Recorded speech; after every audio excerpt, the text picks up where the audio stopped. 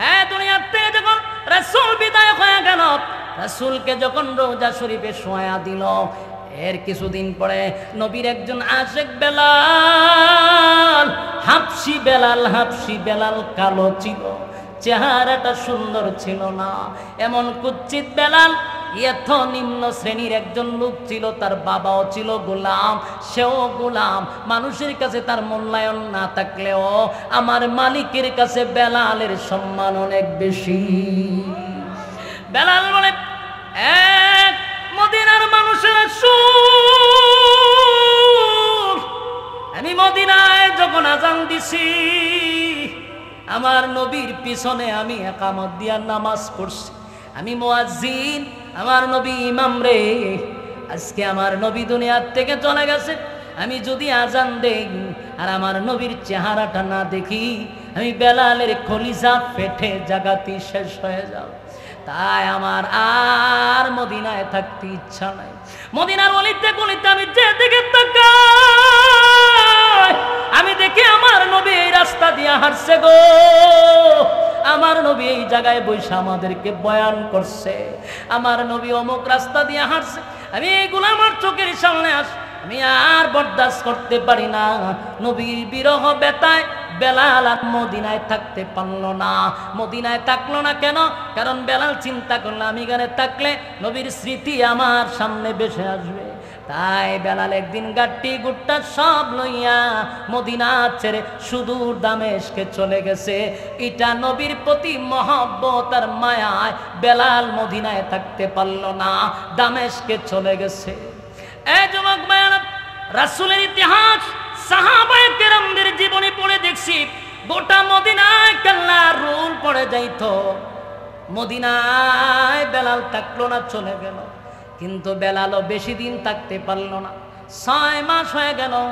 বেলাল স্বপ্নে দেখে, আমার নবী বেলাল, 6টা মাস হয়ে গেল মদিনায় তুই আজান দেস না। বেলাল রে, একবারও কি মন চায় না আমার রওজার সামনে দাঁড়াইয়া তুই আমারে সালাম দিবি? বেলাল, সব সাহাবীর সালাম পাই, আমার বেলালের সালাম আমি পাই না। বেলাল রে, কেমনে রে বেলাল তুই আমারে ভুইলা গেলি?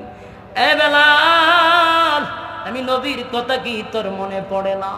যেই মাত্রই স্বপ্ন বেলাল দেখছে, ঘুম থেকে জাগ্রত হইয়া বেলাল হাউ মাউ করে কান্না শুরু কইরা দিছে। আর একটা সেকেন্ড দেরি করে নাই বেলাল, একটা সেকেন্ড দেরি করলো না। আবার গাট্টি গুট্টা লইয়া মদিনার দিকে বেলাল রওনা দিছে রে। নবী আয়েশা বলতে সালাম দেওয়ার জন্য। তাই দামেস্কের থেকে মদিনার দিকে রওনা দিল। যেই মাত্র মদিনার দ্বার প্রান্তে ঢুকে গেছে, কয়েকজন সাহাবী বেলালকে দেখে দৌড়াইয়া মদিনার অলিতে গলিতে খবর ছড়াইয়া দিছে, তোমরা কারা গো? দেখো না, বেলাল কিন্তু মদিনায় চলে আসছে, নিশ্চয়ই আমার নবীও চলে আসছে। পাগল হয়ে গেছে, মদিনার মানুষটা পাগল হয়ে গেছে। এবার বেলাল মদিনায় এসে দৌড়াইয়া নবীর রওজার সামনে গিয়া, আসসালাতু ওয়াসসালামু আলাইকা ইয়া রাসূলুল্লাহ, আসসালাতু ওয়াসসালামু আলাইকা ইয়া হাবিবাল্লাহ, নবীরে সালাম দেয়। বেলাল গইরাইয়া কান্নার বলে, নবী গো, আমি বেলাল, আপনি নবীরে বলি নাই গো নবী, আমি কি আপনারে বইলা থাকতে পারি? নবীজি, আপনি দুনিয়ায় থাকতে বলছিলেন আমার পায়ের আওয়াজ আপনি জান্নাতের মধ্যে পাইছেন, আমার আপনি মহব্বত করতেন। নবীজি, আমি আপনারে বলি নাই, আমি আপনার বিরহ বেতাতে সহ্য করতে পারি না গো নবী, আপনার মায়া আমি সহ্য করতে পারি না। যেদিকে তাকাই গো নবী, শুধু আপনার স্মৃতি আমার চোখে ভাসে। তাই তো আমি দেশ ছেড়ে ভিন্ন দেশে চলে গেছি। আবার নবীরে সালাম দেয়, সালাম দিয়া বেলাল চোখের পানি ছেড়ে দিয়া আবার দামেস্কের দিকে রওনা দেয়। মদিনার মানুষ বলে, বেলাল রে থামাও, ওই দেখ বেলাল আবার দামেস্কে চলে যায় গো। দৌড় দৌড়াইয়া সবাই হাসাইন আর হুসাইনের কাছে গিয়া বলে, ও হাসাইন আর হুসাইন, আমরা কত বলছি বেলাল রে একটু দাঁড়ানোর জন্য, কিন্তু আমরা বেলালকে থামাইতে পারি নাই।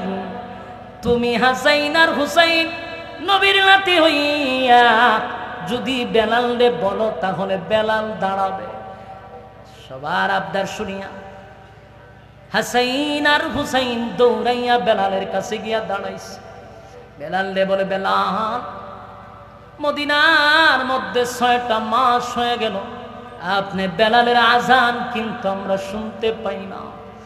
বেলাল, একটু আজান দেন, আমরা শুনি। আমার নানা দুনিয়ার থেকে বিদায় হওয়ার পর আপনি বেলালের আজান শুনি না, একটু আজান দেন। হযরত বেলাল তাকায়া দেখে যেইভাবে দুই ভাই দুইটা হাতে বেলালে ধরছে, হযরত বেলাল চিন্তা করল, এই দুই সাহাবী সাধারণ কোন সাহাবী নয়, নবীজির কলিজার টুকরা সাহাবী, নবীজির কলিজার টুকরা নাতি। এই দুই নাতি যদি আমার নবীরে কোনো আবদার করছে রে, আমার নবী কোনোদিন হাসাইন আর হুসাইনের আবদার ফেরত দেয় নাই। তাই বেলাল চোখের পানি ছেড়ে দিয়া বলে, হাসাইন আর হুসাইন, তোমরা আমার আবদার করছো, আমি তোমাদের আবদার রাখবো, কিন্তু আমার মনে কষ্ট, আমি যদি আমার নবীরে মুহাম্মদুর রাসূলুল্লাহ বললে না পাই। বেলাল যখন আজান দিতে লাগলো, আশহাদু আন্না মুহাম্মাদুর রাসূলুল্লাহ বলল, এই পর্যন্ত আসার পরে হযরত বেলাল বেহুশ হইয়া জমিনে পড়ে গেছে।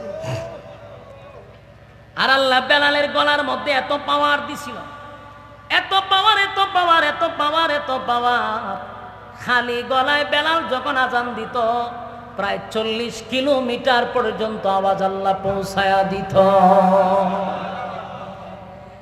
মদিনার অলিতে গলিতে বেলালের আজান পৌঁছে গেছে গো।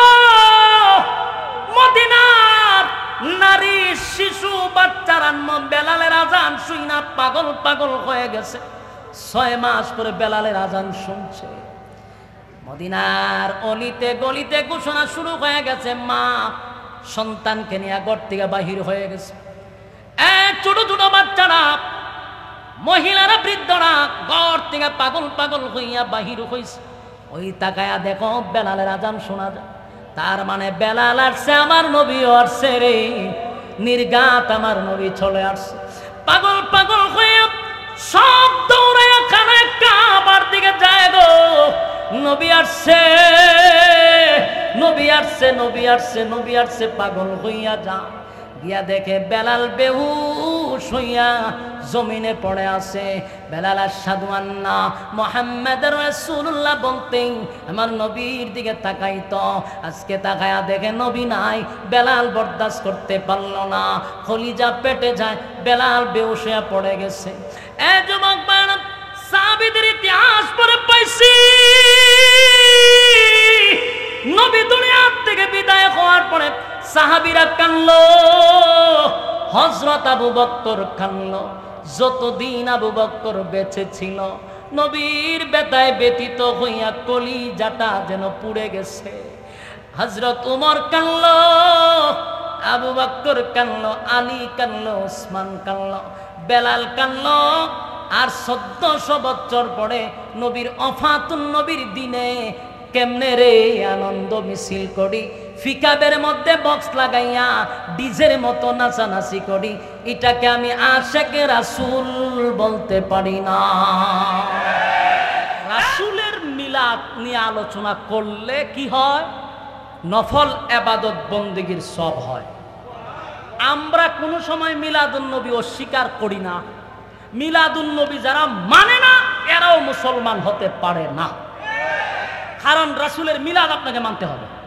কিন্তু এটা আলোচ্য, এটা কি, এটা আলোচনা করতে পারবে, যত আলোচনা করবেন। এমন কি কিতাবে লেখছে রাসূলের প্রস্রাব পায়খানা নিয়েও যদি কেউ আলোচনা করে আল্লাহ তার নফল ইবাদত বন্দেগীর সব দেয়। কিন্তু ভাই, আল্লাহ আপনি আমারে তো কিছু মেধা দিছে, ঠিক না? বাসার দিয়া বালচের সঙ্গে মাতালায় চিন্তা করবো যে 40 বছরের জীবনী একটু পড়িত, 3টা অধ্যায় আছে, আপনি পড়েন না কেন? আপনার বাপ দাদার ইচ্ছা পড়েন, যেগুলার কোনো এভিডেন্স নাই, কোনো অথেন্টিক কোনো ধরনের কোনো ডকুমেন্টস নাই, এটি হারা জীবন পড়তেছেন আর ওয়াশ করতেছেন। আপনি রাসূলের 3টা অধ্যায় নিয়ে পড়েন না কেন? 40 বছরের জীবন ইতিহাসে কোন বিষয়টা উম্মতের জন্য পালন করতে হবে একটা দেখায়া দেন। আমার 14 গোষ্ঠী আপনার সাথে আছে, কথা কই না দি? হ্যাঁ, আপনি কোনোদিন মরার আগ পর্যন্ত সময় দিছি আপনার, কিন্তু আপনি এটা বোঝার চেষ্টা করেন 40 বছরের জীবন ইতিহাসটা আলোচনার বিষয়। যেমন আলোচনা কি, রাসূল জন্ম কিভাবে গ্রহণ করছে আমরা আলোচনা করতে পারবো, রাসূলের 40 বছরে কি কি ঘটছে আমরা আলোচনা করতে পারবো, কিন্তু পালন করুন কেমনে রে ভাই? কুরআনে নাযিল হইছে না। 40 বছর পরে 23 বছরের জীবনীটাকে বলা হয় সিরাতুন নবী সাল্লাল্লাহু আলাইহি সাল্লাম। এটা আপনাকে শুধু আলোচনা করলে চলবে না, আপনাকে পালন করতে হবে। তাই অনেক মানুষ চিন্তা করে দেখছে যে এটা তো পালন করতে হয়, নামাজ পড়তে হয়, রোজা রাখতে হয়, এর লেগে এরা নাম দিছে কিতাব মারেফত। কিতাব বলে এটা গুফন। রাসূলের বিদায় ভাষণে কোনো জিনিস কি গুফন রেখে গেছে? জবাব দিবেন। রাসূল বলছে আমি যা আল্লাহ আমার কাছে বলছিল সব আমার উম্মতের মধ্যে প্রকাশ করছি, কোনো কিছু আমি গোপন রাখি নাই। তাহলে তুমি কয়টা আপনার এলেম নাই? এরা কেন জানে কয়টি মারিফতের এলেম আমরা নাই।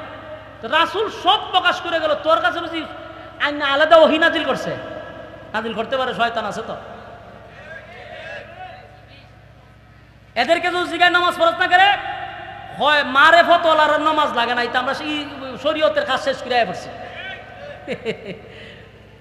মারিফত শব্দটা তো গুফন, ইডিরে আলাদা দরজা লাগায় ইচ্ছা মতো সাইজ করে খন যে আমরা গুফনে মাইট দিছি, খন যেত খালি গুফন জায়গায় খেসন লাগবো। কতক্ষণ ঠিক? আজকের থেকে স্পষ্ট আমাদের আকীদা আমরা প্রকাশ করলাম। বলুন আমরা মিলাদুন নবী বিশ্বাস করি কিনা? আমরা মিলাদুন নবী বিশ্বাস করি, এটাও বিশ্বাস করি মিলাদুন নবী বিশ্বাস না করলে ঈমান থাকবে না। কতক্ষণ ঠিক? মিলাদুন নবী আলোচ্য, সিরাতুন নবী পালনীয়, কিন্তু মানতে হবে দুটোটাই। দুটোটাই বিশ্বাস করতে হবে, পালন করতে হবে, আলোচনা করতে হবে, ঠিক কিনা? ঠিক কিনা? নবীর আশিকরা কোনোদিন আনন্দ মিছিল করতে পারে না, নবীর আশিকে রাসূলের সেই দিন কান্নাকাটি করতে পারে। এবার আসুন নবী তার মিলাদুন নবী, আমাদের নবীর জন্ম রাসূল কেমনে পালন করতেন? রাসূলের জন্মের দিন সোমবার রাসূল রোজা রাখতেন, সাহাবায়ে কেরাম রোজা রাখতেন। তাহলে এই সোমবার দিন রাসূল নিয়মিত রোজা রাখতো। আমরার দেশের এরা যে রোজা রাখছিনি, কথা কই না, কয়জন রোজা রাখে? কারণ মিছিলের ঘরে তো খাওয়ান আছে। আমি আপনাদের আনন্দ মিছিলটাকে এখনো বলতেছি, এত বিরোধিতা না, কিন্তু আপনারা রোজা রাখা নবীর তরিকা অনুযায়ী জন্ম দিবস পালন করেন। আবার আমি অনেক ভিডিও ফুটেজ দেখছি কেকও খাবে, কেক কাটা ইসলামের কোথাও আছে? এটা আশিকে রাসূলের পরিচয় না। সম্মানিত সুধী, আর এখন শুরু হয়েছে কি, ইদানিং দেখছি মাজার নিয়ে শুরু হয়েছে বাঙ্গাবাঙ্গি। আমরা এটাও বলি মাজার বাঙ্গার পক্ষে আমরা না। কথা কি বুঝতেছে? একদম ক্লিয়ার। বাংলাদেশে কোনো মাজার বাঙ্গা হোক এটা আমরা চাই না। আমরা চাই মাজারের মধ্যে যারা ইয়াবার ব্যবসা করে, মাজারের মধ্যে যারা গাঞ্জার ব্যবসা করে, মাজারে যারা সিদ্ধির ব্যবসা করে, মাজারে যারা নারী পুরুষ একত্রিত হয়ে বেপরদায় নাচানাচি করে, এমন দুষ্ট লোককে পিঠের চামড়া তুলে ফেলবেন বাইরে। বন্দামি দূর করতে হবে, ঠিক কিনা বলো? আমরা আল্লাহর ওলিদের বিরুদ্ধে নয়, আমরা ওলিদেরকে সম্মান করি, এই জন্য কোন মাজারে আমরা সিদ্ধি ধরাই না। তোরা যে আশিকে রাসূলের পরিচয় দিয়া ওলি আউলিয়াদেরকে বেইজ্জতি করতাছ, তোরা এই ওলিদেরকে আমরাও সম্মান করি না। তোরা করস, তোরা সিদ্ধি ধরাস, মহিলা লইয়া নাচানাচি করস, ডুল বাজনা বাজাস, এতে ওলির সম্মান বাড়ে না কমে? কমাস তোরা খোস আমদারে, দুটোটা তো মিলে না। কথা কন না দি? কিন্তু মাজার বাংলার পক্ষে আমরা নয়, কারণ মাজার আল্লাহর ওলিরা শুয়ে আছে, মাজার জিয়ারত করা সুন্নাত সুন্নাত সুন্নাত। মাজার হলো জিয়ারতের জায়গা।